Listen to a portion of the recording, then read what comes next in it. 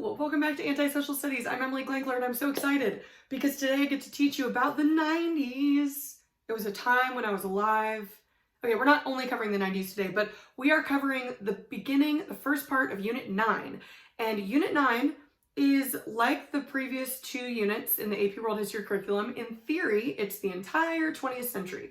But the theme of Unit 9 is globalization, which is really the buzzword for kind of the post-Cold War world, the 90s and the 2000s. And like, hey, y'all will be alive during some of this unit. So I'm going to break this down into three parts, focusing on different aspects of kind of the changing, globalizing world. And the reason why I'm going a little bit more in depth in Unit 9 than I have in the other unit intros is because your teachers might not make it here for the AP exam.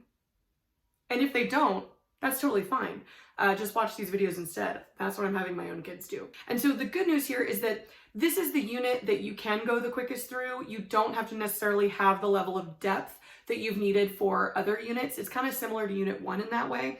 And so also, I think it's the easiest unit because, like I mentioned before, you've lived through some of this unit and you are still living through some of this unit. And so a lot of it is relatively intuitive. So what you really just need is you need to just see, really the 90s through today and kind of maybe the last 100 years more generally through the lens of history as opposed to the lens of like just what you know, right? So the guiding question for Unit 9 comes from the AP World History curriculum, and they want you to be able to explain the extent to which science and technology brought change in the period from 1900 to the present. We're going to answer this question in three parts.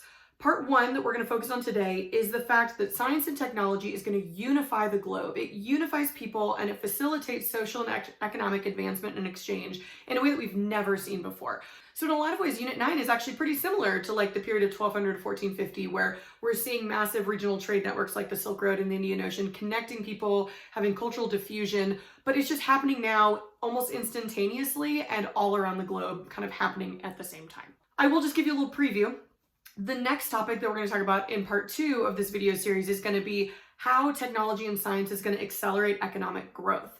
And so the changing economy from the last 100 years, but more specifically the 90s to today. And then the third part of this series is going to be about really the modern set of problems that we're facing. And that's going to be the video of you just going, yeah, we know, Emily, we know about climate change. So let's focus first on how science and technology is unifying people and it's allowing social and economic advancement in a way that we've never seen before. So really, there's a few topics here that I want to cover. One is that new technology is eliminating geographic barriers. It's allowing for better and more efficient communication and transportation. And a lot of this is pretty obvious when we're talking about communication. You have the radio. Like the radio is invented, at least like the commercial radio that can be used in people's home right around 1900s, the beginning of the century. Obviously, we're eventually going to have TVs. I really want to talk to you for a second about a thing called instant messaging. Gen Z. Instant messaging, or AIM from America Online Instant Messaging, was like ahead of its time. If you were a 90s kid, you could just sit on your AIM instant messaging thing all weekend and hope that the person that you liked screen name would pop up, that they were online too. And then there was this whole weird dance of like, if you had to go away, what your away message would be, and you wanted it to be really cute. The point is, this was at the time, the internet really exploding into people's homes, where you could start to use like chat rooms before they were super creepy. Maybe they were always creepy and I just didn't realize. And you could use instant messaging where you could sit there and like text through your computer instantaneously with your friends and whoever you wanted to. I know this seems really basic now, but it was very exciting in the 90s. Okay. Obviously now we have the iPhone, right? The iPhone comes out from Apple in 2006. Which is probably later than you thought it was. And so all of this is creating these elimination of barriers of communication, where you can now first, in the early 1900s, you just have like across the country or even across the world, you can have different people listening to the same thing, the same speech, whatever. By the 1950s, 60s, you have television uniting nations together and creating more unified culture and cultural experiences. And then the internet like really booming in the 1990s and beyond. Okay. It also eliminates barriers of transportation, so we start to have way more efficient shipping methods, huge shipping containers that can be carried on these massive ships. Planes, obviously, Amazon Prime, yada, yada, yada. You get it. Okay. The second thing is we have a lot of medical innovations that improve the length and quality of life. But the problem is that a lot of those medical innovations are created out of necessity because there are also a lot of global health crises in the 20th and now 21st centuries. This is going to be a little bit too soon, but we got to learn about it. So first is you have the rise of vaccinations like polio and the smallpox vaccination and measles and whatever. And so that's really rising in the 20th century as medicine gets more advanced. You have various forms of birth control kind of escalating into the pill in the 1960s, which just gives women a lot more control over when or if they want to have children. And really, that's an interesting piece of evidence because it's also evidence of just improving quality of life anyway. Because one, if you're more confident that your children that you have will survive, you're not going to have as many. But also, as economies around the world and societies grow more developed and advanced and are moving away from kind of subsistence agriculture, families don't really have an incentive to have more than, 1 to 3 kids. Lastly, you also have new advancements in medicine and technology, like a lot of new treatments for HIV/AIDS after the AIDS epidemic that started and is ongoing, but started in the 1980s. We're all living this right now, right? We had the development of the COVID vaccine in like an insanely short amount of time, but that built on earlier vaccines that had been developed through modern medicine. The problem, like I said, is that a lot of these modern medical advancements come out of crises. They come out of global pandemics. So you had the Spanish flu pandemic in 1918. I'm using air quotes because it did not start in Spain. As far as we know, it actually started in Kansas, either on a pig farm or a military base. But the point is that actually World War I spreads this Spanish flu. So it was a really especially kind of strong variant of the flu. It starts, we believe, in Kansas. When the US troops enter World War I in 1917, they take it over with them. It then sort of lives in these gross, dirty trenches and kind of mutates over that year. And then when the war ends and all the soldiers go home, they spread it all around the world. The reason why we call it the Spanish flu is because Spain was neutral in World War I, and so they were not censoring their news. So the first reported cases that were like publicized were coming out of Spain because they were like, we don't care. We're not censoring what people know. Whereas in the US and Britain and France, they didn't want to create any other panics while we were also trying to fight the war. So we call it the Spanish flu. That's wrong. Really, the more correct form would just be like the flu pandemic of 1918. Okay. You also, like I mentioned before, have modern pandemics like the HIV/AIDS pandemic, the modern COVID pandemic. Y'all get it. Technology is also facilitating a global popular culture really for the first time. In this whole course, we've been talking about cultural diffusion a lot. We've been talking about the spread of Buddhism along the Silk Road, the spread of Christianity, the spread of Islam through trade and conquest, that sort of thing. But what we have really in the post-1950s world is really for the first time a global popular culture. And what that really looks like is a global Western culture and really American culture. This is something where the United States has created the most successful cultural empire that we've ever seen in world history.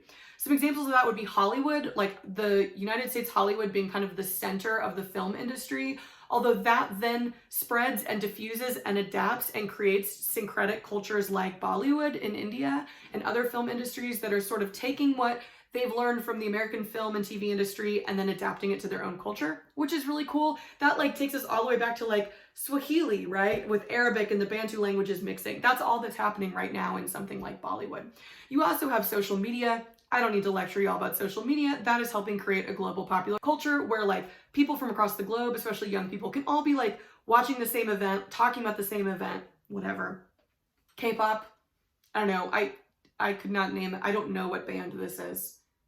I have no idea. I'm looking like I have a producer that can like tell me. It's just me, but I don't know what band this is. But like K-pop's an example, right? Of it's not just Western culture flowing outward. Other civilizations are rising to where we're also getting like Korean culture into the West as well. You have mega sporting events that are really bringing together the world in a way that's very literal for a few weeks or a month at a time. That could be like the World Cup. That could be the Olympics. Olympic opening ceremonies, for example, I did like a whole dissertation on this in undergrad for history, but they're a whole like distillation of what is going on at the world at that moment. And it's really fascinating. And so finally, you just have global culture with like food and clothing. The American jeans, which started out as like sturdy for American farmers, spread and become just sort of this like very general piece of clothing that most cultures have. You have McDonald's all around the world. Sorry. You had for a while a Starbucks in the Forbidden City in China, which just blows my mind. And then the Chinese people were like, that seems like a little bit too far, so it closed down. So those are all examples. The other thing is that technology and increased communication, this increasing connection and better communication and lowering of barriers, is going to allow historically oppressed groups to unite and push for their own advancement more efficiently than ever before. So you have my love, Eleanor Roosevelt. Here she is. She's always next to me. Hey, Eleanor.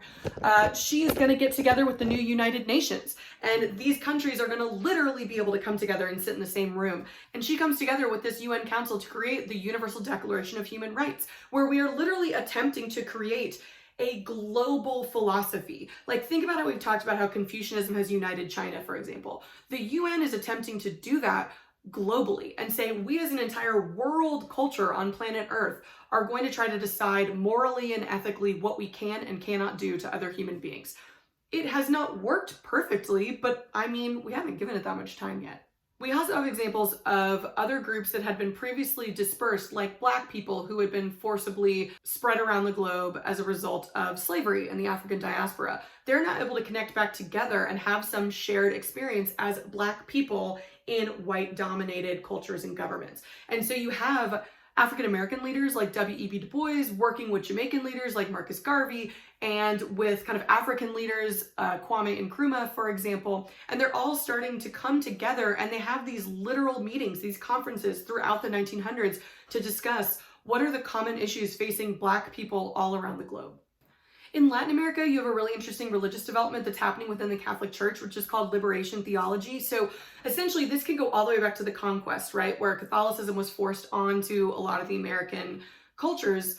But we've talked about from the beginning that Latin American Catholicism from the beginning has been distinct. It has always taken still some of the indigenous elements of their indigenous religions and kind of melded to create this new syncretic form of Catholicism. Well, that really reaches its peak in like the 1960s, 1970s, when a lot of Latin American Catholic priests start applying Catholic teachings to social issues that are being experienced in Latin America. So the plight of peasants, the necessity of land redistribution, fighting against military-dominated governments that are not allowing freedom of expression. You start to see priests like Oscar Romero who are using their Catholic teachings to directly apply them to the plight of the poor and this quote-unquote common people in Latin America. Finally, access to education and professional opportunities also expands to more social classes and minorities. And so you have something like the reservation quota system in India, which is an attempt to undo a lot of the damage of the millennia of the caste system. So Gandhi pushed to abolish the caste system formally in India, but of course, like we see in a lot of societies like the United States, we still see systemic racism and systemic issues continuing. And so India has implemented a thing called the reservation quota system that is sort of like affirmative action in the United States for the lower caste to ensure that they are given equitable opportunity in education and housing and business, etc. You have the women's suffrage movement, right? First, it's really applying mostly to kind of white Western women, but then eventually we're trying to expand voting rights to all sectors of each population and around the globe. We're still working on that in some regions of the world. And you have the dismantling of white supremacy around the world, at least formally. So you have movements like the ANC and the anti-apartheid movement, which leads to the rise of Nelson Mandela, finally dismantling one of the last, at least formal, white supremacist governments in apartheid South Africa. This is where the American civil rights movement would factor into these global social movements for rights. Obviously, we still have a long way to go, but these formal systems of kind of this social Darwinist, like rooted in the kind of 18th and 19th centuries, white supremacist governments are being formally dismantled thanks to technology and increased communication being able to facilitate this change. So that is how science and technology is bringing significant change. It is unifying people. It's facilitating social and economic advancement. Next episode, we're going to talk about the accelerated economic growth that we experienced throughout the 1900s as a result of that improved science and technology. All right, I hope this is helpful. Follow me on all my channels, especially my TikTok. I'm going to be starting, especially after spring break, posting an AP World History video every day on TikTok from then until the AP exams. So check me out there. And if you really like the content I'm making, then check out my Patreon at patreon.com/antisocialstudies. Enjoy the 90s.